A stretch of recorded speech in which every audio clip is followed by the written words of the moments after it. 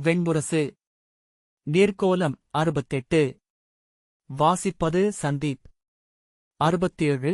வாழும் நஞ்சு. தமயந்தியின் உடலிலிருந்து நாகநஞ்சு முற்றிலும் அகல 14 நாட்களாயின.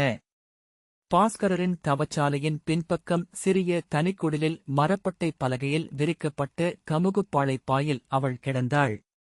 பாஸ்கரரின் மாணவர் பலர் அருகிருந்து சிற்றூருக்குச் சென்று அழைத்து வந்த நச்சுமுறி மருத்துவர் மூர்த்தர் காட்டிலிருந்து பறித்து வந்த நாகஹஸ்தி, விரலி மஞ்சள், காசித்தும்பை, அருகந்தளிர், சிறியானங்கை ஆகிய பச்சிலைகளை கட்டிச் செந்நாரம், துரிசம் ஆகியவற்றுடன் கலந்து வாழைப்பட்டை பிழிந்து எடுத்த சாற்றில் கலந்து அவள் வாயிலும் மூக்கிலும் செவிகளிலும் ஊற்றினார். அவருடன் வந்து முதுசெவிலி காலகை தமயந்தியின் உடல் முழுக்க அச்சாற்றைப் பூசி மெல்லிய ஆடையால் மூடி ஒளிபடாது அரையிருள் நிறைந்த குடிலுக்குள் அவளை பேணி வந்தாள். மூலிகைச்சாறு கலந்த பாலுணவே அவளுக்கு அளிக்கப்பட்டது. முதல் நாள் பச்சிலைச்சாறு பூசப்பட்டதும் அமிலம் பட்டது போல அவள் உடல் சிவந்து கன்றியது. மறுநாள் தோல் சுருங்கி வழந்தது. வாயில் கெடுமணம் எழுந்தது. விழிவெள்ளையும் நகங்களும் நாவும் நீலம் பாரித்தன. பாஸ்கரர் அஞ்சி, என்ன நிகழ்கிறது மூர்த்தரே என்று கேட்டார். முந்தைய நிலையுடன் நோக்கினால் நன்றே நிகழ்கிறது. மூலிகைக்கு உடல் மறுவினை செய்கிறது. நாகநஞ்சை தசைகள் உமிழத் தொடங்குகின்றன என்றார். ஓரிரு நாட்களில் அவள் உடல் நிலை மீளத் தொடங்கியது. தோல் மீண்டும் உயிரொளி கொண்டது. விழிகளிலும் நாவிலும் நகங்களிலும் இருந்து நீலம் கரைந்தகன்றது. ஆனால் எங்கிருக்கிறோம் என்றும் என்ன நிகழ்கிறதென்றும் அவள் அறிந்திருக்கவில்லை. உணவூட்டவும் மருந்து அளிக்கவும் காலகை அவளைத் தொடும்போதெல்லாம் திடுக்கிட்டு விழித்து சிவந்த விழிகளால் நோக்கி உதடுகள் மெல்ல அசைய, யார் என்றாள். காலகை, அன்னை என்றாள். ஆம் என்று சொல்லி அவள் காலகையின் நரம்புகள் எழுந்து நெளிந்து முதிய கைகளை இறுகப் பற்றிக் கொண்டு மீண்டும் விழிமயங்கினாள். குடிலுக்குள் இருந்து வெளியே வந்து அங்கே காத்து நின்ற பாஸ்கரரிடம் நலம் தெளிகிறது. விரைவில் தேற்றம் அடைந்து விடுவார் என்றார் மூர்த்தர். இவர் யார் என்று நான் உங்களிடம் கேட்கவில்லை. நீங்கள் உரைப்பதுவரை அறிய முயலவும் மாட்டேன். ஆனால் க்ஷத்திரிய குலத்தில் பிறந்தவர் என்றும் அரசகுடியினராக இருக்கவும் கூடும் என்றும் உய்த்தருகிறேன். இவர் உடல் முன்னிகர் கொள்ள இன்னும் நெடுநாளாகும். அரண்மனை மீண்டு முறையான மருத்துவம் செய்து கொள்வதே மேல். பாஸ்கரர் அவள் யாரென்று நான் அறிவேன். இன்று அதை பிறர் அறிவது நலம் பயப்பதல்ல என்றார். மூர்த்தர் ஒன்றும் சொல்லாமல் தலையசைத்தார். அவள் நினைவு மீளட்டும், விழைவதென்ன என்று அவளே முடிவெடுக்கட்டும் என்றார் பாஸ்கரர். 14வது நாள் தமயந்தி முற்றிலும் மீண்டு வந்தாள். உச்சிப்பொழுதில் குடிலுக்கு வெளியே வெயில் நின்றிறங்கிக் கொண்டிருக்க பறவைகளின் ஒலிகள் அடங்கி காற்று இலைகளை உழக்கியபடி செல்லும் ஓசை மட்டும் கேட்டுக் கொண்டிருந்தது. நெடுந்தொலைவிலெங்கோ அணுவெனச் சுருங்கி இன்மைக்கு அருகிலிருந்து அவள்தான் என்று உணர்ந்து, ஆமென்று பெருகி, இங்கென்றும் இவை என்றும் இனி என்றும் பேருரு கொண்டு அங்கு மீண்டாள். விழி திறந்து அருகே தரையில் மேலாடையை விரித்து துயின்று கொண்டிருந்த காலகையை பார்த்தாள். மஞ்சத்தில் அவள் எழுந்தமர்ந்த ஒலி கேட்டு காலகை எழுந்து கைகூப்பி, தேவி என்றாள். எங்கிருக்கிறேன்? இது எந்த இடம் என்றாள் தமயந்தி. இது வேத முனிவராகிய பாஸ்கரரின் குடில். தாங்கள் நாகநஞ்சு உடலில் ஏறி நோயுற்றிருந்தீர்கள். இன்றோடு 14 நாட்களாகின்றன. இவ்வினாவிலிருந்து நீங்கள் மீண்டுவிட்டீர்கள் என்று அறிகிறேன் என்றாள் காலகை. ஆம் என்றபின் தமயந்தி தன் குழலை அள்ளி சுருட்டிக் கட்டினாள். கை தொட்டபோதே தன் குழல் 4 குறைந்திருப்பதை உணர்ந்தாள். அதைக் கண்ட காலகை, கூந்தல் உதிர்ந்து கொண்டே இருக்கிறது தேவி. நஞ்சு உடலை குறுகச் செய்கிறது என்றாள். அவள், என் உடலெங்கும் களைப்பு நிறைந்திருக்கிறது. எடைமிக்க நீருக்கு அடியில் இருப்பது போல் உணர்கிறேன் என்றாள். ஆம், உயிராற்றல் குறைந்துள்ளது. மண் விசை கொண்டு இழுக்கிறது. இறுதி விழைவையும் கொண்டு நஞ்சுடன் போராடியிருக்கிறீர்கள் என்றாள் காலகை. மூர்த்தர் தேர்ந்த மருத்துவர். அதனால் மட்டுமே மீண்டு வந்திருக்கிறீர்கள். தமயந்தி தன் கைகளை கண்முன் தூக்கி நோக்கினாள். இத்தனை நஞ்சு எவ்வண்ணம் என் உடலில் ஏறியது? என்னை நாகம் கடித்ததா என்ன என்றாள். காலகை, நாகம் கடித்தால் நஞ்சு மிகுந்து அப்போதே உயிர் பிரியும் தேவி என்றாள். அவள் என்ன சொல்கிறாள் என்று புரியாமல் தமயந்தி வெறுமனே பார்த்தாள். நாகம் சினந்து நஞ்சு செலுத்தப்படவில்லை. கனிந்து உங்கள் உடலால் உண்ணப்பட்டுள்ளது என்றாள் காலகை. எவ்வாறு? யார் அளித்தது என்று அவள் கேட்டாள். சில கணங்களுக்குப் பின் காலகை விழிகளை விலக்கி தங்கள் கனவுகளில் நாகம் வந்திருக்கக்கூடும் என்றாள். ஒரு கணம் தமயந்தியின் விழிகள் மாறுபட்டன. ஆம் என்றாள். இருவரும் மேலும் சொல்லாடாது அமர்ந்திருந்தனர். வெளியே காற்று சுழிக்கும் ஓசை கேட்டது. தொலைவில் எங்கோ ஒரு காவல் நாய் குரைத்துக் கொண்டிருந்தது. தமயந்தி பெருமூச்சுடன் கலைந்து, இங்கு நான் படுத்திருப்பதையும் கனவிலேயே அறிந்தேன் என்றாள். அலைக்கழிக்கும் கனவுகள். விரும்பித்து. அவற்றில் நான் சூழ்ந்தெழுந்த மலைகளிடமும் மலர்களிடமும் புற்களிடமும் பூச்சிகளிடமும் மன்றாடி அழுதபடி காட்டுக்குள் சுற்றி வருகிறேன். தெய்வங்களை அழைத்து நெஞ்சில் அறைந்து கூவுகிறேன். என் அரசர் எங்கே சொல்லுங்கள், நீங்கள் அறிவீர்கள் என்று கதறுகிறேன் என்றாள் தமயந்தி. காவிய தலைவியரைப் போல என்றாள் காலகை. ஆம், என்னை நான் சீதை என்றும் சாவித்ரி என்றும் உணர்ந்தேன் என்றாள் தமயந்தி. காலகை புன்னகைத்தாள். அறியா சிறுமியாக முற்றிலும் கைவிடப்பட்டவாக அங்கே நின்றேன் என்று தமயந்தி சொன்னாள். இப்பிறவி முழுக்க சித்தத்தால் நான் அணைகட்டி உள்தேக்கி நிறுத்தியிருந்த கண்ணீர் அனைத்தையும் கொட்டி முடித்துவிட்டேன். இனி எண்ணி அழ ஏதுமில்லை எனக்கு. காலகை. ஆம், நானும் பார்த்துக் கொண்டிருந்தேன். தேர்ச்சகடம் ஏறிச் சென்ற நாகம் போல் இரவும் பகலும் இந்த மஞ்சத்தில் நெளிந்து கொண்டிருந்தீர்கள்.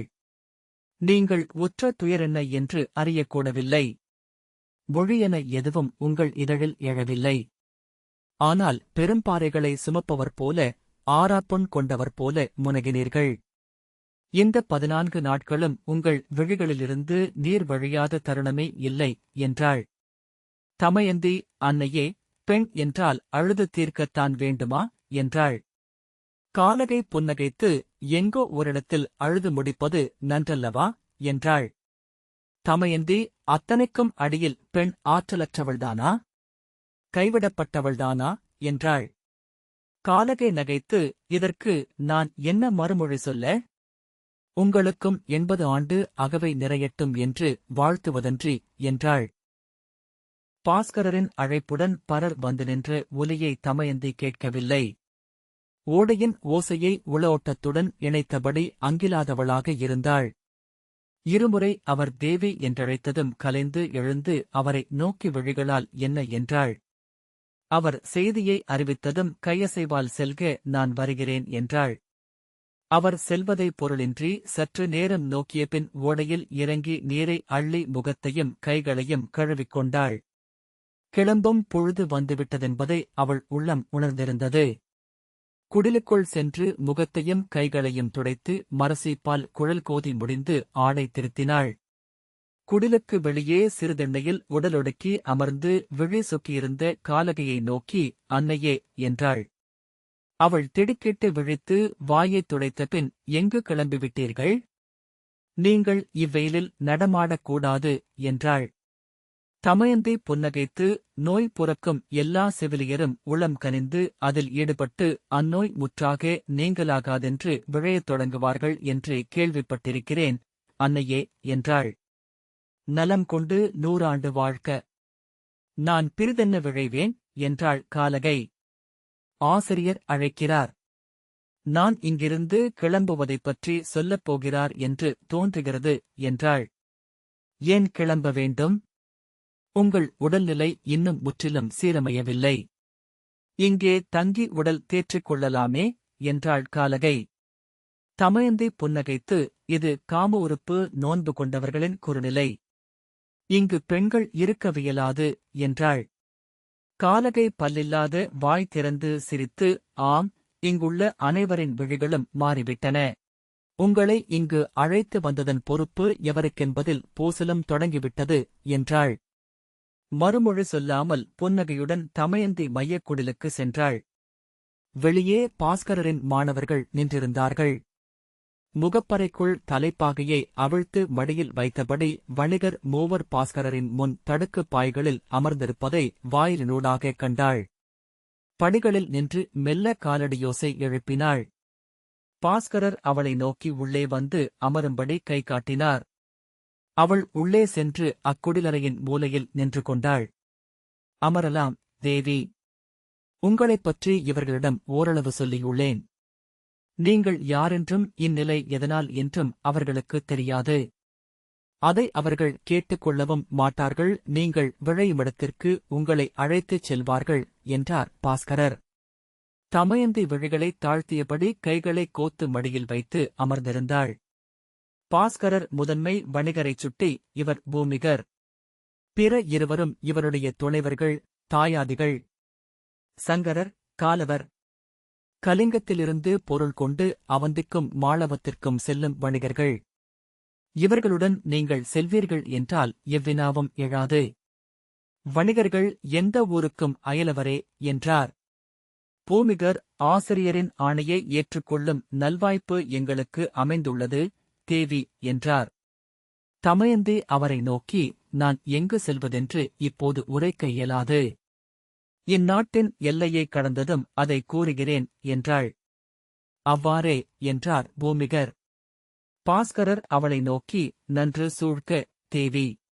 துயர்கள் அனைத்திலிருந்தும் ஒரு சொல்லேனும் மெய்மையென நாம் பெற்றுக்கொள்வோமென்றால் ஊழென்பது பொருளிலா விளையாட்டல்ல என்றார். பூமிகர் எழுந்து, இன்று மாலையே நாங்கள் கிளம்பவிருக்கிறோம். எங்கள் குழுவினருடன் குறுங்காட்டுக்குள் சிறு குடில்கள் அமைத்து தங்கியிருக்கிறோம். தாங்கள் தங்கள் உடைமைகளை எடுத்துக்கொண்டு விடைபெற்று அங்கு வந்து சேருங்கள் என்றார். அவர்கள் சென்றதும் பாஸ்கரரின் மாணவர்கள் உள்ளே வந்து அவளை சூழ்ந்து கொண்டனர். குசுமர், தாங்கள் தங்கள் தந்தையிடமே திரும்பிச் செல்ல வேண்டும் தேவி. படை கொண்டெழ வேண்டும். இழந்தவற்றை மீட்டெடுக்க வேண்டும். மீண்டும் பாரத வசத்தின் மேல் உங்கள் சிலம்பு அமைய வேண்டும் என்றார். அவள் புன்னகை செய்தாள். தன் சிறு மூட்டையுடன் வந்து அவள் பாஸ்கரரின் கால் தொட்டு தலை சூடினாள். உங்கள் தந்தை உங்களை ஏற்க அஞ்சுவார். சூழ்ந்திருக்கும் நாடுகளின் பகை வந்து சேரும். நிஷதபுரியின் வீணன் படை கொண்டு வரவும் கூடும். அனைத்தையும் எதிர்கொள்ளும் ஆற்றலை இந்தக் காட்டுப் பயணத்தினூடாக அடைந்திருப்பீர்கள். அன்னையர் ஒருபோதும் தோற்கலாகாது என்றார் பாஸ்கரர். வென்றெழுங்கள். உங்களுக்காக மட்டுமல்ல, நன்று எந்நிலையிலும் வெல்லும் என்று கூறும் நூல்களுக்கு மானுடர் கடன்பட்டிருக்கிறார்கள். குருதியாலும் கண்ணீராலும் அவர்கள் அதை நிறுவிக் கொண்டே இருக்க வேண்டும். எளிய உயிர் வாழ்தலுக்கு அப்பால் இங்கிருந்து எதையேனும் பெற்றவர்களின் பொறுப்பு பிறர் நோக்கி தலை கொள்ளும்படி வாழ்வதே என பாஸ்கரர் தொடர்ந்தார். மாமனிதர்கள் நெறிநூல்களிலிருந்து தோன்றுகிறார்கள். மீண்டும் அங்கு சென்று சேர்கிறார்கள். தமயந்தி புன்னகையுடன், நான் கற்றது ஒன்றே. ஊழின் பெருக்கில் கலம் கவிழாது சுக்கான் பிடிப்பதொன்றே மானுடர் செய்யக்கூடியது என்றபின் பெருமூச்சுடன், நான் வெல்வது நெறியின் விளைவென்றால் அவ்விசையில் ஏறிக்கொள்வதொன்றே செய்ய வேண்டியது என்றாள். அவர்கள் அவளுக்கு உலர் உணவும் மான் தோலாடைகளும் பரிசாக அளித்தனர். காலகை தேனில் ஊற வைத்து வெயிலில் உலர வைத்து நெல்லிக்காய்களை பெரிய குடுவையொன்றில் நிரப்பி அவளிடம் அளித்தாள். இந்தக் காட்டில் அரிதென்று அளிக்க இதுவே உள்ளது தேவி. எளியவளுக்கு இனி இந்நாட்களின் நினைவே வாழ்வை நிறைவு செய்ய போதுமானது. இக்கொடைக்காக நான் கடமைப்பட்டுள்ளேன் என்றாள். கொடை பெற்றவள் நான், அன்னையே என்றாள் தமயந்தி. அத்தனை அன்னையரும் மைந்தருக்கு கடன்பட்டவர்கள். குழவியரிடமிருந்து அமுதுண்பவள் அன்னையே என்றாள் காலகை. காலகையின் கால்களைத் தொட்டு சென்னி சூடினாள் தமயந்தி. விழிகள் நிறைந்து வழிய உதடுகளை இறுக்கியபடி நெடுங்கும் கைகளால் அவள் தலையைத் தொட்டு சொல்லின்றி வாழ்த்தினாள். குசுமர் துணை வர வணிகர்களின் தங்குமிடம் நோக்கிச் சென்றாள். வணிகர் குழுவில் பூமிகரின் ஆணை அனைவருக்கும் அளிக்கப்பட்டிருந்தது. எனவே தமயந்தி அக்குழுவுடன் வந்து சேர்ந்தபோது எவரும் அவளை வெளிப்படையாக திரும்பிப் பார்க்கவில்லை. பூமிகர் அவளை நோக்கி, உங்கள் பொருட்களை அந்த ஒற்றைக்காலை வண்டியில் வைத்துக் கொள்ளுங்கள் தேவி என்றார். உடன் வந்த குசுமரிடம், நன்று, நான் தலை வணங்கினேன் என்று ஆசிரியரிடம் சொல்லுங்கள் என்றாள் தமயந்தி. ஒற்றைக்காலை வண்டியில் தனது தோல் மூட்டையை வைத்துவிட்டு அதன் அருகே அமர்ந்திருந்த 3 பெண்களுடன் சென்று அமர்ந்து கொண்டாள். மூவருமே அடுமனை பெண்டிர் என்பது அவர்களின் ஆடைகளிலிருந்தும் அணிகளிலிருந்தும் தெரிந்தது. நெடுந்தோறும் நடந்து களைத்து சற்றே ஓய்வுக்குப் பின் மீண்டிருந்தார்கள். வாழ்நாளெல்லாம் நடந்த களைப்பு அவர்களின் விழிகளில் இருந்தது. எதையும் விந்தையென நோக்காது வெறும் ஒளியென ஆனவை. எங்கும் வேர்கொள்ளாமல் சென்று கொண்டே இருப்பவர்களை மண் கைவிடுகிறது என அவள் எண்ணிக்கொண்டாள். உதிர்ந்தவர்கள் சென்றடையும் அகத்தனிமையிலிருந்து எழும் எண்ணிக்கோத்த சொற்களும் எப்போதுமுள்ள முகமன்களும். தமயந்தி அவர்களிடம்தானும் அவர்களுடன் பயணம் செய்யவிருப்பதாக சொன்னாள். பாஸ்கரரின் அடுமனை பெண் என்று தன்னை அறிமுகம் செய்து கொண்டாள். அவர்களில் மூத்தவளாகிய சலஃபை, நன்று, நாம் சற்று நேரம் கடந்ததும் கிளம்ப வேண்டும். நிமித்திகர் குறித்து நற்பொழுதுக்காக பூமிகர் காத்திருக்கிறார் என்றாள். மருத்துவரான சுதீரர் அவளை வந்து நோக்கி நஞ்சுகோள் கொண்டவர் என்றார்கள். நடக்கையில் மூச்சு சற்று எடை கொள்ளும். ஆனால் மூச்சு உற்றென்று மீள்வது நச்சை வெளித்தள்ளும் என்றார். தமயந்தி அந்த வணிகக் குழுவை பார்த்தாள். ஒவ்வொருவரும் ஒவ்வொரு வேலையில் முழுமையாக ஈடுபட்டிருந்தனர். பொதிகளை வண்டிகளில் அடுக்கி தேன்மெழுகு பூசப்பட்டு ஈச்சம்பாய்களால் மூடிக் கட்டினார்கள். அடுமனை கலங்களையும் பிறவற்றையும் வண்டிகளுக்குள் சீராக அடுக்கினார்கள். இலைகளைக் கொண்டு புரவிகளை தசை உருமிக் கொண்டிருந்தனர் 4. மேயும் பொருட்டு விட்டிருந்த காளைகளை சிலர் அழைத்துக் கொண்டு வந்து நுகங்களில் கட்டினார்கள். பூமிகரின் தோழர்கள் ஆடைகளைத் திருத்தி கச்சைகளை இறுக்கிக் கொண்டிருந்தனர். ஒப்பு தொட்டு சூளுரைத்து கூலிக்காவலுக்கு வந்திருந்த க்ஷத்திரியர்கள் நீண்ட வேல்களை மடியில் வைத்தபடி அமர்ந்திருந்தனர். சிலர் அம்புகளை கிளியோசை எழ கருங்கல்லில் கூர்த்தீட்டி தூளியில் அடுக்கி தோளில் மாட்டிக்கொண்டனர். மணற்கடுகையை நோக்கியபடி முதுநிமித்திகர் ஒருவர் அமர்ந்திருக்க அவர் அருகே அவருடைய மாணவன் கையில் சங்குடன் நின்றிருந்தான்.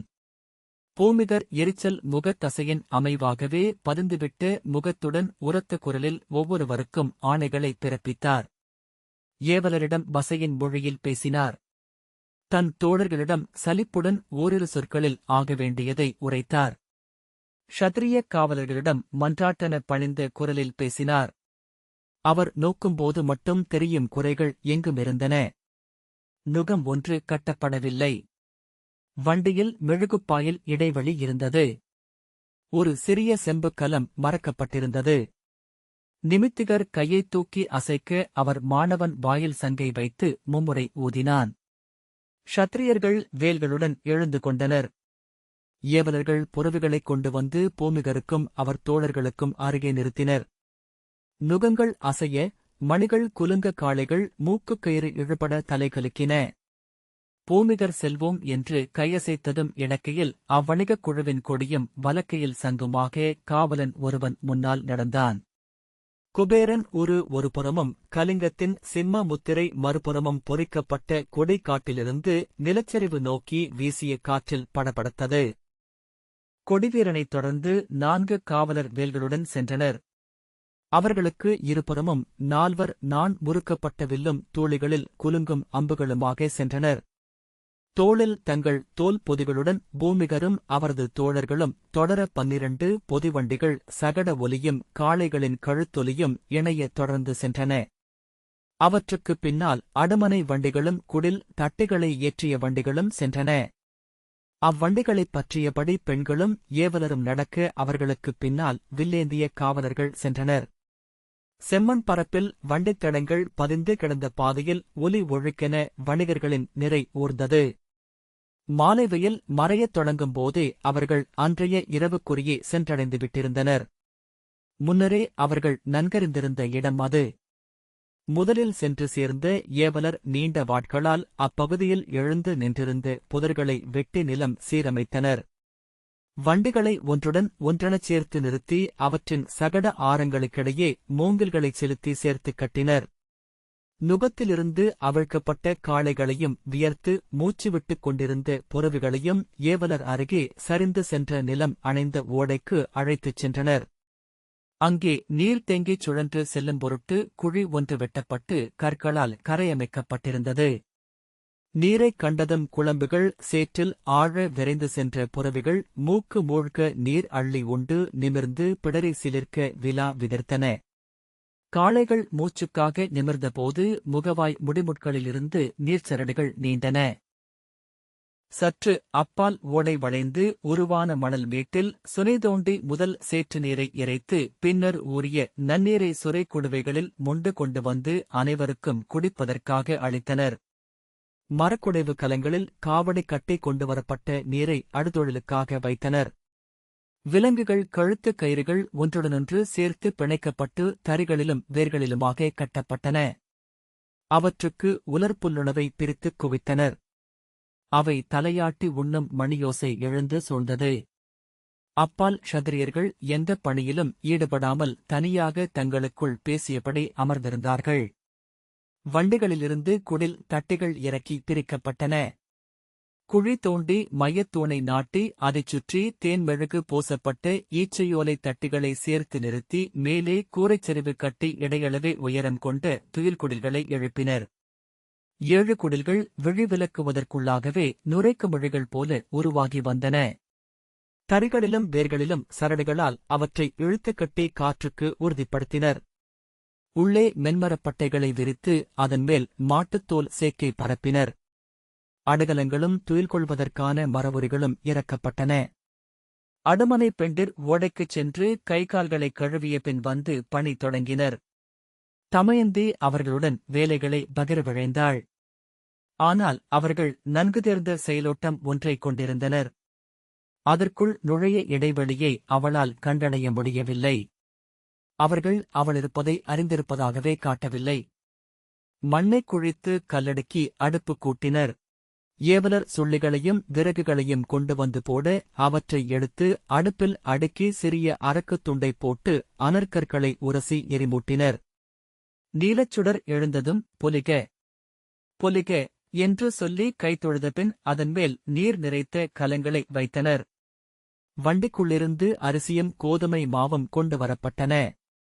அடுமனை பெண்டிர் வெற்றிலையில் அடைக்காயம் மஞ்சள் துண்டும் வைத்து உலைமங்கலம் செய்து அரிசியிட்டனர்.